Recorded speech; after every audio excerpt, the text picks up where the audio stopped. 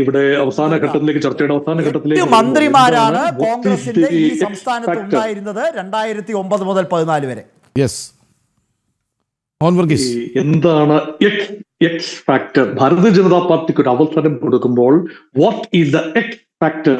മറ്റ് കക്ഷികൾക്കില്ലാത്തതും BJPക്ക് മാത്രമായിട്ടുള്ള X factor, unique factors എന്ന് പറയുന്നത് യഥാർത്ഥത്തിൽ വികസന കാഴ്ചപ്പാട് ഒരു വശത്തെ, അതിനുള്ള വക ഒരു പക്ഷേ കേന്ദ്രത്തിൽ നിന്നും അനുകൂലമായ സാഹചര്യം ഉപയോഗിച്ചുകൊണ്ട് നേടിയെടുക്കാം എന്നൊരു പ്രതീക്ഷയാണ്.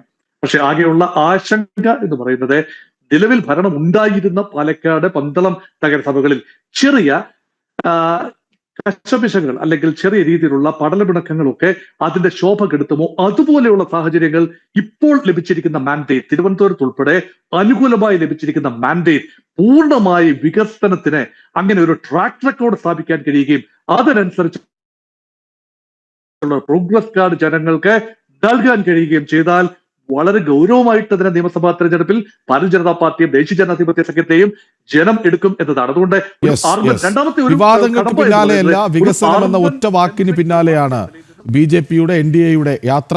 അത് നയിക്കാൻ കൃത്യമായ ആശയങ്ങളുള്ള ഒരാളുണ്ട്, അതിന് പിന്നാലെ പോകുന്നവർക്കും ആശയങ്ങളുണ്ട് എന്ന് കഴിഞ്ഞ 1.5 മണിക്കൂറിൽ ഓരോ കൗൺസിലർമാരും പറഞ്ഞതിൽ നിന്ന് വ്യക്തവുമാണ്. കൃത്യമായ ആശയങ്ങൾ ജനങ്ങളിലേക്ക് ഇറങ്ങിച്ചെല്ലാനുള്ള അവരുടെ വ്യഗ്രത, അതൊക്കെയും ഈ വിജയത്തിൽ പ്രകടമായെങ്കിൽ വികസനത്തിലും അത് പ്രകടമാകും.